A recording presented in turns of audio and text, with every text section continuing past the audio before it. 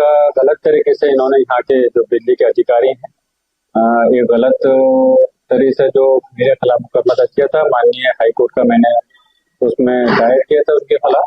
और उसमें मुझे क्या बोल एक तो सुकून, थोड़ा सा राहत की चीज मिली है कि उन्होंने ये चीज कही है कि जो किया था मुकदमा, जो जुर्माना डाला था वो गलत तरीके से डाला था। और हकीकत के अंदर मेरे साथ ही नहीं, मेरे साथ ये जुल्म ज्यादती नहीं बल्कि पूरे संभल के लोगों के साथ में जुल्म हुआ है, ज्यादती हुई है, उत्पीड़न हुआ है। और एक मानसिक तौर पर इस तरीके से इन लोगों ने टॉर्चर किया है, जो 6 महीने से मेरे घर की लाइट काट रखी थी। इन जैसे, मैं तो ये कहूंगा ऐसे अधिकारी, इन लोगों को जो खुद पहले अपने गिरेबान में झांके हैं बिजली के अधिकारी, जो मेरे ऊपर तोहमत लगाई है इन्होंने बिजली चोरी का, खुद कितनी ईमानदारी से काम कर रहा है। जबकि मैं गारंटी से कहता हूं कि मैं तो पूरी ईमानदारी से काम कर रहा हूं।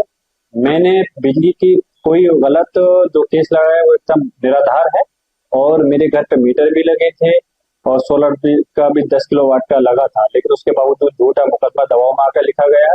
लेकिन हमें उम्मीद है कि अभी हमारे जो न्यायालय है वहां से हमें इंसाफ जरूर मिलेगा, और इसी उम्मीद के साथ में गए थे। अल्लाह का करम है, अभी इंसाफ की एक किरण हमें दिखी है।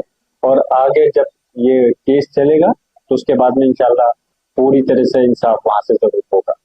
सर बताइए।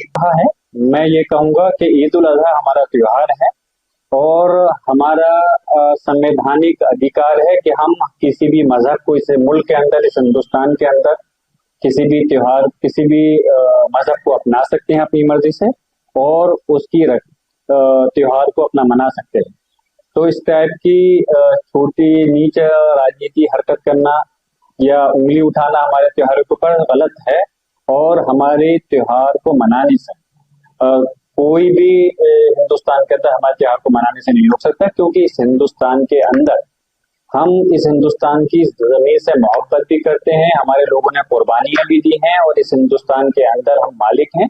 इसलिए हम अपने त्योहार को अपनी मर्जी से मनाते हैं, हम अपने मजहब से मोहब्बत करते हैं, अपने देश से मोहब्बत करते हैं। तो इस टाइप की कोई अगर उंगली उठाता है वो तो सरासर गलत है, मैं उसके अल्फाज में मजम्मत करता हूँ।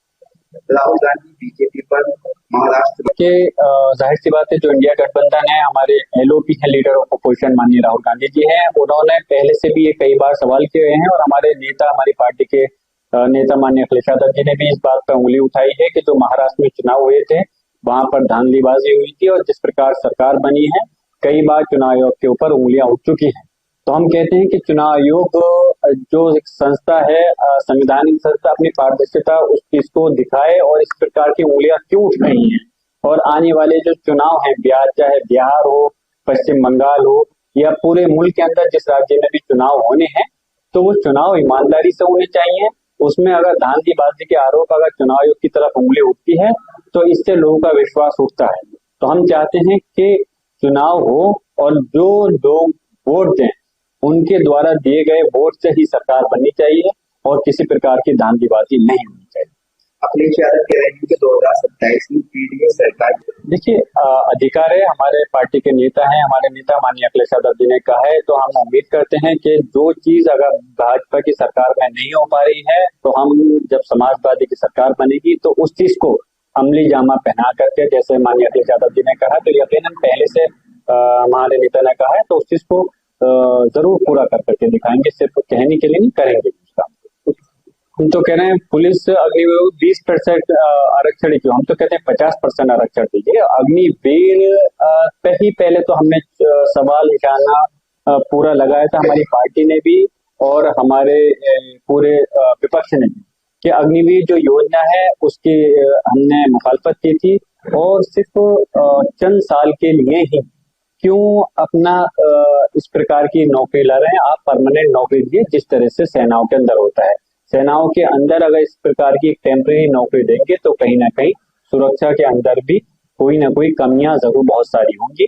तो हम चाहते थे, हम तो कि पूरी तरह से परमानेंट अग्निवीर नहीं कर करके सेनाओं की जो भर्तियां पहले से होती हैं उसी प्रकार होनी चाहिए।